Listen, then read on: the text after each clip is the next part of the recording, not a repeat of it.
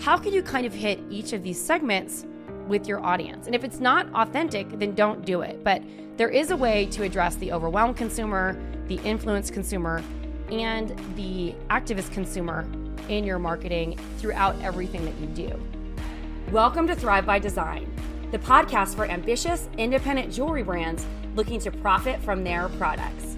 Get ready to make more and sell more doing what you love without spending every single waking minute doing it. Hey, and if you're a creative, fashion, or product-based business, I want to welcome you to the show. I'll be dropping big tips on launching, growing, and scaling your business so you can spend more of your precious time using your creativity to make money. You ready? All right, let's do this. Welcome to the Thrive by Design podcast, episode 353. Welcome to the show, everyone. I am Tracy Matthews. I'm the Chief Visionary Officer of a company here called Flourish and Thrive Academy.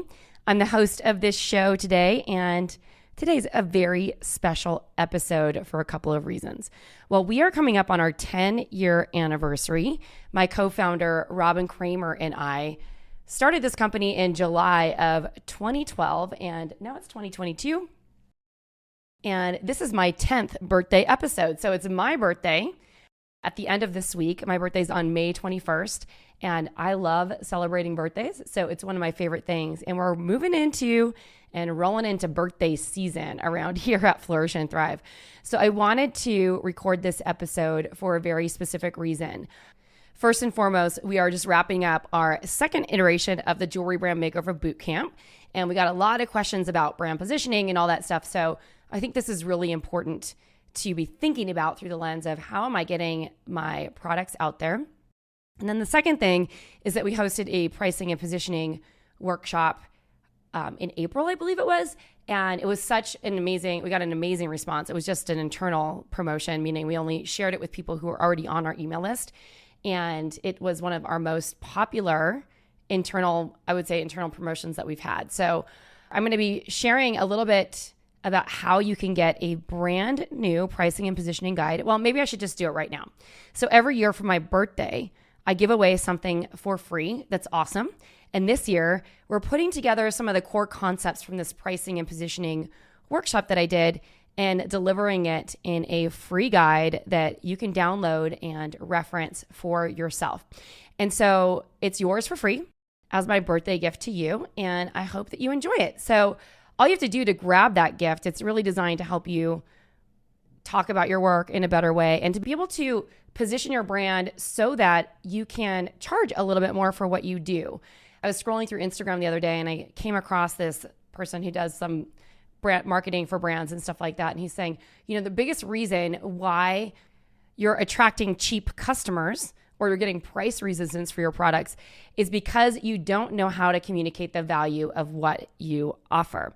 And it's not necessarily that anyone should be a cheap brand, especially in the jewelry or luxury product industry. It's that if you're selling something, especially when you're just starting out and you're a maker or doing handmade work and stuff like that, a lot of times people they don't value themselves enough, so they don't know how to communicate that into the outside world. And so this pricing and positioning guide is going to help you do that. And actually everything I'm going to be talking about on today's episode hopefully will help you elevate your brand a little bit more. So that's my free gift for you for my birthday. So if you want to grab that, head on over to flourishthriveacademy.com/birthday and get on the wait list. If this is after my birthday on May 21st, this is going to redirect you to download that guide. And I'm also offering something that we haven't done before. One of the things that we've been getting asked for around here is more individual and one-on-one feedback and coaching, especially when it comes to things like your collection or your website. So we tested the launch of individual one-on-one collection and pricing reviews at the beginning of the year. And this was all inspired because someone reached out to me asking me to make an exception and do one for her. And because this was an already very established brand and they weren't getting started, I'm like, okay, I'll do it and let's see how this goes. The woman got great feedback and we identified some huge holes in her pricing strategy, and her collection was fine, but there was a lot. So we had to edit it down, and we talked about ways that she could reformulate it and reposition herself to her retail stores. This was someone who was already a really established designer. But I realized that sometimes people who are just starting out or at different phases in their business who just want outside eyes on their collections or their pricing because they're just really clueless and they don't know if they're pricing the right way or the wrong way. And in fact, or even merchandising their collection properly. It's not that they don't have sales, but sometimes just small tweaks to the way that you're merchandising or designing things can have a huge effect on your ability to increase your profits for that piece and also charge more or charge the right price. And I say that because every scenario is a little bit different. In fact, a designer that we did this for who won a contest of ours once, we taught her or shared with her just one way that she could reduce her production costs in the way that she was designing her jewelry, which increased her profit margins significantly. So there's a whole gamut of how this can help you in your business. So we're offering as my special birthday offer, because in addition to giving away something free, I also offer something for sale. And we're going to be doing these collection and pricing reviews. Instead of having them be $497, we're offering it for a limited time for $297. So I believe we're going to be having this promotion for about 4 days. It starts around my birthday on May 20th. So my birthday is May 21st, but we're going to probably start this promotion on May 20th. So the best way to find out about it is to, number one, head on over to flourishthriveacademy.com/birthday and get on that wait list over there. And then check your email over the weekend, because you definitely want to make sure that you are paying attention to this, because if you miss the window, then the pricing goes back up to $497. And we want you to be able to get the most value for this type of offer, because it will literally be game changing. And something else, you don't have to use this right away. So if you don't feel like you're ready to utilize the one-on-one collection review, I'm assuming that we're going to be probably getting a volume of people, and there will probably be, you have to schedule your appointment and at a certain date and time so that we can fulfill it. So you'll have a year to access this. So if you're not sure that you want to get it done now, but maybe you want to get a review before the holidays, this is a great time to get in for the $297 price point before we raise it after we release this offer live to our community. So if that's interesting, once again, head on over to flourishthriveacademy.com/birthday, and you can get both of those goodies over there. In any case, the pricing and positioning little workbook and download is going to be amazing and totally worth it just for getting that for free. So I hope that you enjoy, and I'm looking forward to hearing what you think. All right, so I wanted to dive into today's episode. So this episode was inspired, my CMO, or fractional CMO, who we've been working together for a while. We just parted ways. She's going to be on the podcast in a couple of weeks, and I'll tell you more about that. Brenna, she sent me a link to an Amy Porterfield podcast, and I'm a regular listener to Amy Porterfield, but I've kind of dropped off the podcast listening list because I've been focused on listening to more audiobooks. And she asked me if I'd read this or listened to this episode, and I told her no, and it was all about consumer buying habits. And so she interviewed a man named Phillip Stutts, I hope I'm saying that right, of Win Big Media. And I listened to the episode 3 times. I'm also going to have it linked in the show notes, so you can head on over to flourishthriveacademy.com/353. We'll have links for anything I talk about here. And I was really fascinated by this conversation, because this company that Phillip owns does a ton of market research about buying habits and what consumers are doing. So one of the things that I thought was really fascinating is how they were collecting data on these 3 core buying groups. And I found it interesting to think about, how can we relate this to the jewelry industry? So basically what they came across was that there were 3 types of buying categories. They were the overwhelmed purchaser, the influence purchaser, and the value-based or activist purchaser or consumer.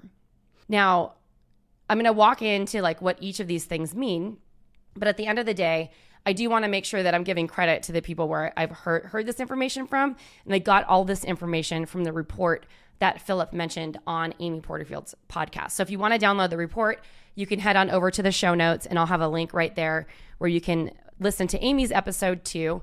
Amy's program is really more focused on people who are selling information and courses and coaching, that kind of thing, as opposed to what I teach over here, which is how to sell a physical product, in particular, jewelry or other luxury items. So I'm going to translate as best I can what I learned from this episode and how we can apply it to our industry. And I think you'll be really fascinated by this. And I want to just mention one more thing. If you do find this fascinating and you think it would be helpful for other jewelry makers or other people that you know or designers, brands, please share it, because I think this is really valuable information that we all know. I had a couple people in our Jewelry Brand Makeover Bootcamp saying that it was harder to make a sale lately in the old ways that they used to do. And so this got me thinking, okay, so what are the things that are motivating people to buy right now? So we have these three categories: overwhelmed, influenced, and activist or values-based. I'm going to start with the overwhelmed consumer. This consumer is typically someone who's kind of doing it all. They have kids at home, they're managing careers. It's usually like a dual parent household. They're overwhelmed with the challenges and creating a work-life balance.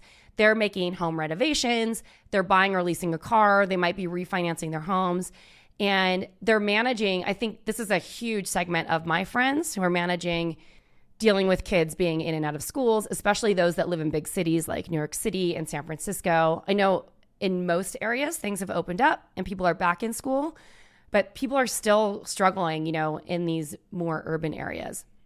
They're also really concerned about their children, especially when it comes to learning with math and their development and stuff like that. They are buying a lot of alcohol, which I found interesting, probably to numb their overwhelm and to escape. And they are driven by convenience, which is super important when you think of how they're buying. So I'm going to walk through how this would really work for you. One of the things that I really got out of this is that they're driven, as I mentioned before, driven by convenience. They're doing a lot of shopping online and they want things to be streamlined and fast.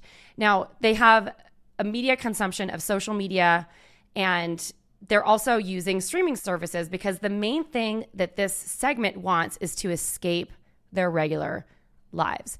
So this is really important. And the other thing that I found really important in this report is that the social media platforms that the majority of these people hanging on are not what we think. They're not Facebook and they're not Instagram. So this segment, actually, Instagram was one of the top three, but the top segment, I think, was LinkedIn and TikTok. And LinkedIn is a little bit of an unusual one to try and sell jewelry on, but it'd be an interesting test if you do have people here, because a lot of these people are on LinkedIn for their careers or for their jobs for whatever reason. So here are the things that motivate them or drive them to buy. They are interested in uplifting products. They are more brand loyal than some of the other segments, and they are willing to shop from individual brands. They like to buy online and return in store. I know that's not necessarily relevant for people who don't have a brick and mortar retail store, but if you're selling wholesale and that wholesale store has an online presence and they can also return in store, super helpful. They are, as I mentioned, motivated by convenience. So they want a streamlined shopping experience online. So I think another thing that we could be thinking about for this segment is like, how can we make shopping easier for them? Is this access to curbside pickup? Is this actually reaching out to people and giving them personalized attention? Meaning like, these people have bought from you before, sending them a one-on-one text message or something like that to say like, hey, how can I make shopping for Mother's Day easier, or shopping for the holidays or for your gift giving easier?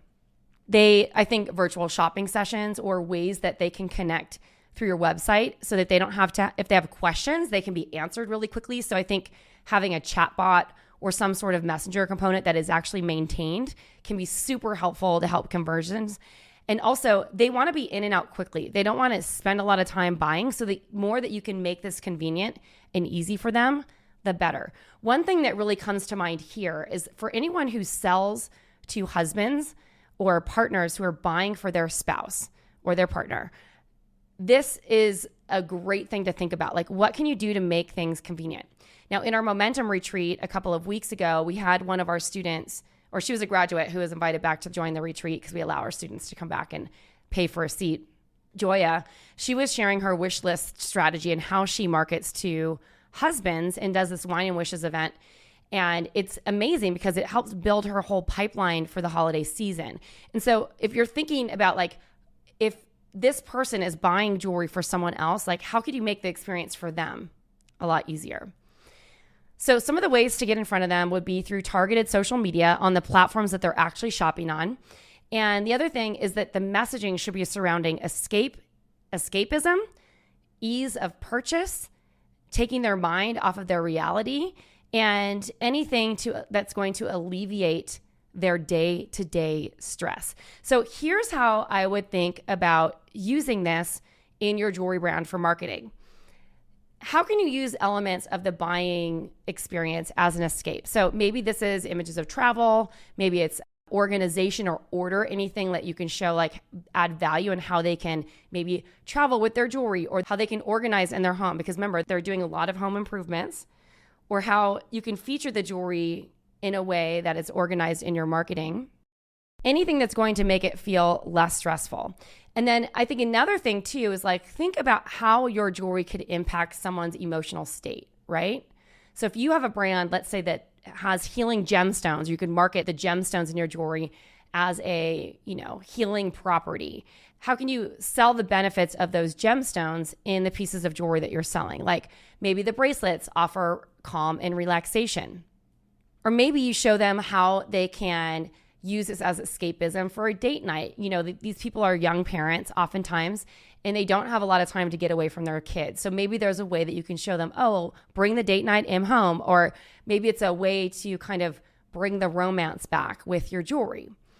As I mentioned before, they want to make the buying experience easy. So any clunky user experience is going to turn this person off. Also, I think an inability to talk to someone, so whether that's through live chat or even a phone call, these consumers are buying online for sure. So in certain cases, it might even make sense to have your jewelry on platforms like Amazon Handmade, because if they're shopping on Amazon and buying a bunch of stuff, they can add jewelry into it. I'm not saying that this is right for everyone. I'm just saying if that's something, this might be an opportunity for you on a third-party platform like that.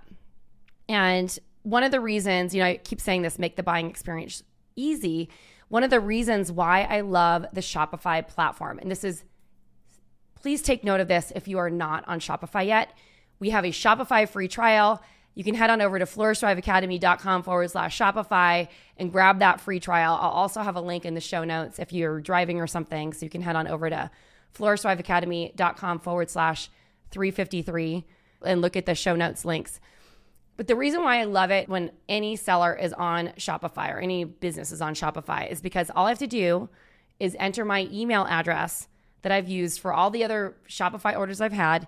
And with Shop Pay, it has all my credit cards there. It already has my information there. I don't have to set up a new account or try to scramble for my credit card, or if I'm on a private browser on my phone, I don't have to it won't pick up the autofill. And so this is the reason, one of the convenience reasons, and one of the reasons why I recommend Shopify so hard to everyone is because it makes shopping easy for people. So if you were to get like 50% higher conversions because you're on a platform that someone could enter the same email address that they have for all the other companies that they shop direct to consumer on, you're basically making it easy for them to buy. And then other things that make the buying experience easier are like one-click order bumps. So this might be something where you offer like as also customers also like, or using like a suggestive selling app that features other products. And then I mentioned this earlier, but I think wish lists for their partners to be able to buy for people. This could be super helpful in having some sort of wish list type of campaign to make the buying experience easy for these overwhelmed people. They got so much on their plate. They want to escape, so they're scrolling through TikTok and Instagram. Those are the two platforms. The other one is LinkedIn. I think they're using LinkedIn for a different reason, so it might not be necessarily the place where you'd feature your jewelry, but TikTok is the second most consumed platform by these people, and Instagram is the third. I found that really interesting, especially since this demographic, they have younger kids at home, but this does also address like people in their 40s and 50s who still have young kids. Now, the next segment that they spoke about in this report is the influenced consumer. So this is someone who literally follows influencers. They want to get away on a vacation. They are not as much looking for escapism, but they're just like freaking over the pandemic. These people have more of a budget concern. They don't have as much disposable income. They maybe have like $20,000 extra disposable income at their disposal for the entire year. And, when it goes for an entire year, that's not necessarily a ton of extra cash. So they might be in the stage of life where they're getting married, having a kid, getting their second degree. Maybe they're moving a family member to a retirement community. This segment actually wants all the information to be in some sort of ad or post when they get it. So if you're going to be creating content on TikTok, they would probably want to see videos where you're talking about like the process and the behind the scenes. They're also going to want to see how things are made. They are also really interested in style. So this is where you can really stand out, especially if you have a fashion brand or something that's motivated by trend. These influenced people are the people who are going to be shopping from you. This demographic is actually buying a lot of jewelry, but I would say that this demographic, this is going to be more the fashion forward or fashion focused type of segment. And what this report said is this segment is also a little bit more budget conscious. That doesn't necessarily mean you have to discount, but you want to maybe be able to communicate the value of what you're creating in these pieces. So maybe it's quality over quantity. Maybe it saves them time in some way, shape, or form. You know, I think about it like if you had something that they could wear on a date to the office and then something that they could also wear on the weekend with their Lululemons, that's going to save them time. So it's a really value-added proposition, right? They want trendy or trend-focused and beautiful items. They also, and I keep saying this, that they follow trends, but they want to be different. So these are the people who really want to stand out with their style. They're going to be influenced by what's on bloggers, influencers' feeds, what other people are talking about. So publicity in this case could be really impactful for a brand who's marketing towards this segment or getting items positioned on high-profile people. I'm not always a huge fan of influencer marketing because I don't believe that it always works. But at the end of the day, there is still a segment of the population that does pay attention to this stuff. So that's something to think about. They also know what the trends are. And so the more that you can position your products in line with trends that are going on and use more styling type of images in your promotional materials, in your reels or in your TikToks or anything else that you're using for promotion, this is going to be super helpful. So let's talk about how to use this in your marketing. As you know, we don't recommend discounting around here. Instead, talk about the value, meaning why are you commanding and positioning your brand the way it is? And then if there are ways that you can get the costs down to make a piece down. And what I mean by that is like, I mentioned this in the preamble of the show when I was talking about our pricing and positioning guide. There have been many students that I've supported over the years who have really been making their jewelry in a very inefficient way. And there's a lot more efficient ways that if you learned how to manufacture in a way or even produce your products in a way that took the time and the labor out of it, you could actually get your costs down or create more margin for yourself. So this is why using or communicating value of the types of materials that you're using. So if you're using high quality materials or really high craftsmanship or the promise of standing out on a date, these kinds of things are the things that add value to the piece. And also from a reverse engineering aspect, as I mentioned before, as much as you're able to work around with like not cutting the quality, but cutting the costs of the way that something's made, you're going to get more margin, but also be able to communicate that value a little bit more. These people definitely care more about the way things look. So this is going to be your fashion segment. They are looking for deals. So these are the people who might get on your email list for when you have that twice a year sale or your holiday promotion or Black Friday and stuff like that. So you might want to target to this segment about that. Like if you're trying to build your email list, like I only have 2 sales a year. So if you want to hear about it, this is your opportunity to get on for those things. Once again, they are definitely focused on more travel because they've been saving up for their post-pandemic vacation. They're looking for that in a vacation vibe. And I think one of the ways that you could really appeal to this segment is to show people how one item can be styled in a variety of ways, from day to evening, from, yoga class to the next thing, and talk about how the quality of your pieces will last for all these segments. Because this segment is actually, they're saying that it's buying jewelry. So let's talk about the final segment, which is the activist consumer. These people are spending money on brands that stand for something. So we talk a lot about brand positioning and having core crossover values and alignment with, causes that matter to you.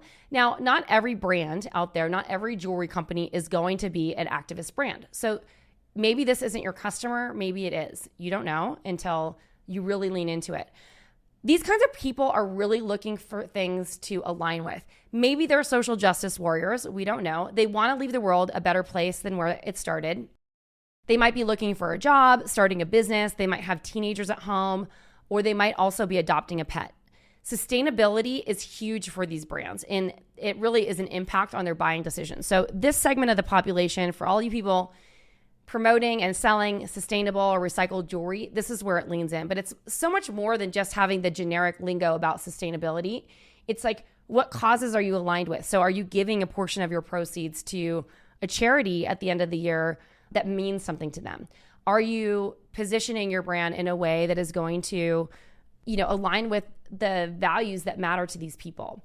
One of the brands that we've mentored before for a long time, Garden of the Sun, Mary Geraldine, one of her big, desired sharing proposition positioning stakes is that for every piece of jewelry made, she plants a tree. Now, she has a total eco-friendly line.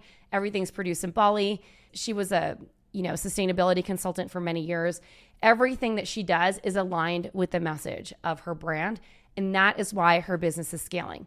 And the interesting thing about her company too is that she does fine jewelry primarily. She also sells in silver, but mostly gold, and does a lot of salt and pepper diamonds and sustainable diamonds and stuff like that. But one of the things I always find really fascinating is that she has always been someone who has been relatively affordable. So she's kind of crossing in that influencer model too, where the people are a little bit more budget friendly, but also the fine jewelry. And I think the reason why she's able to deliver such an affordable price point to the consumer is because she is producing in Bali. Now, this group has a ton of discretionary income, which I find fascinating too.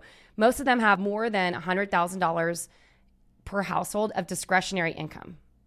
That's a lot of money left over at the end of the day.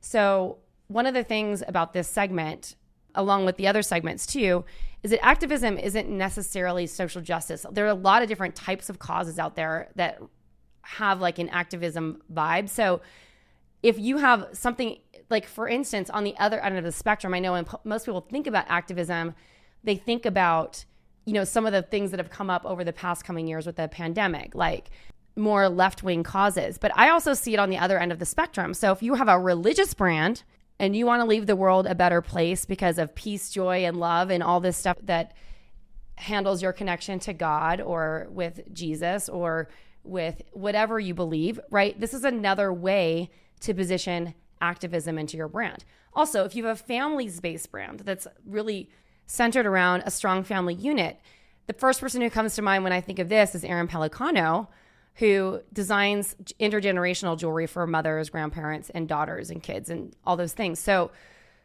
on another way to think about this is if you have another cause or activism item that you really stand for, like Wendy Hively of Charlie Madison Originals, she's really aligned her brand with military families and giving back. And so that's another way to infuse activism. But the cool part about what Wendy does is that she also crosses over into the overwhelmed consumer because her products also has a meaning. So it allows an escapism because she has, I think a lot of her products have like oil diffusers and stuff on the bracelets that create a scent that bring calm or whatever to the person there. So there's dual purpose there.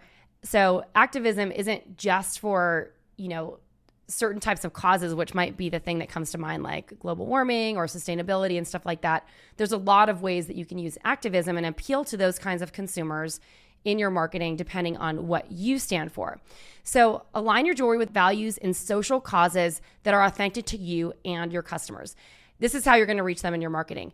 Please do not follow the leader here. It is one of those things where it's super annoying. Like if sustainability isn't really a core value of your brand, then don't talk about it. Like it's not that you're trying to destroy the environment, but it just becomes generic. Or if you're not really like a brand that's super, obviously the majority of the people in the world support LGBTQ issues. But if you're not strongly positioned with the LGBTQ community, then you don't need to just once a year or something necessarily go into that if it's not really in alignment with what you stand for. It's better to do less better than it is to try and run the gamut of all the issues in the world, if that makes sense. So obviously this is huge for the sustainable and recycled audience because that's super clear. And you could talk about vendors, blockchains, and sourcing, educate these customers on what's next and how you're sourcing your materials. That's really important. I also spoke earlier about family values. So if you're someone who is really an activist for like strong family unit and stuff like that, position your brand around that and causes that help keep families together. So there are a lot of different things around that. Now, we have a member of our community who is Ukrainian, and she was really, passionate about creating a fundraiser to raise money for Ukraine. So she created a piece of jewelry that was all aligned. It was Alex Lozier jewelry. And she created a piece of jewelry that was aligned with Ukrainian symbology or the symbol of the land that she's from, and hosted a fundraiser for that for when the war started, and raised like $6,000 or something like that for this promotion that she had for Ukrainian families who were displaced. And so those are the types of things that like actually really matter, and they're aligned with the brand. So if you're someone who has a religious brand, think about how you can align your business with the charities that religious brand, that your religion or your faith can support. So like if you're Catholic, maybe it's Catholic charities. Or if you're Jewish, maybe it's, I always see ads occasionally like on, I don't really watch TV that much, but occasionally I've seen these ads for elderly Jews who are survivors of the Holocaust, who can't feed themselves and they're so old that they can't work anymore. And so, maybe that's a cause that you donate towards. There's a lot of different things that you can think about. I talked about Mary Geraldine, planting a tree for every piece of jewelry that's purchased. So get really clear on if you're really marketing towards this activist type of person, like what values do you align on? And then I also want you to think through like, how can you kind of hit each of these segments with your audience? And if it's not authentic, then don't do it. But there is a way to address the overwhelmed consumer, the influenced consumer, and the activist consumer in your marketing throughout everything that you do. So I'm curious, like what really stood out for you here. So if you're brave, you can reach out to me on Instagram and shoot me a direct message. And if you like this episode, please share it. I would love for you to take a screenshot on your phone, tag me in that screenshot, share the episode with your community because it's super helpful. And then once again, I just wanted to remind you that I will have links to the show notes to the Amy Porterfield episode, and that links to this Phillip Stutts guide and download that I had for his consumer report. So if you want to download the report yourself, you can follow the trail back and grab this report because I found it really fascinating, the data in here. And there's a lot more data that I didn't cover, but it's a great use of your time to really think through how are people buying. And then if you want to get to a place where you're pricing and positioning your brand in a way that really connects with what people want from you, then I really want to encourage you to download my free birthday gift. So head on over to flourishthriveacademy.com/birthday, get on the wait list for the jewelry pricing and positioning and brand positioning guide. And it's yours for free for my birthday. And then we also are going to be offering an opportunity to get collection and pricing reviews for $200 off. They're usually $497, but with this birthday promotion that I'm hosting, we're going to be delivering them for just $297. And it's going to be for a very limited time between May 20th and about the 23rd or so. So make sure that you don't miss out on that opportunity. They will go fast, I'm sure. Thanks for listening to the show today. And I also want to thank all of you who have rated and reviewed my book and rated and reviewed this podcast. I am so, so grateful because your rating and reviews help this show and the message that I'm bringing into the world of jewelry out to more people. So I really, really am grateful for that. And I so appreciate you. Ciao, ciao for now. Thank you so much for listening to today's episode. It's my mission to help thousands of creative businesses inside and outside the jewelry space use their creativity to make money. Make sure that you're subscribed to Thrive by Design on iTunes, Spotify, Stitcher, and wherever podcasts are played. And we'd love to hear what you think. Please rate and review the show. And if you're inspired, please share this with your friends. Cheers to seeing you flourish and thrive.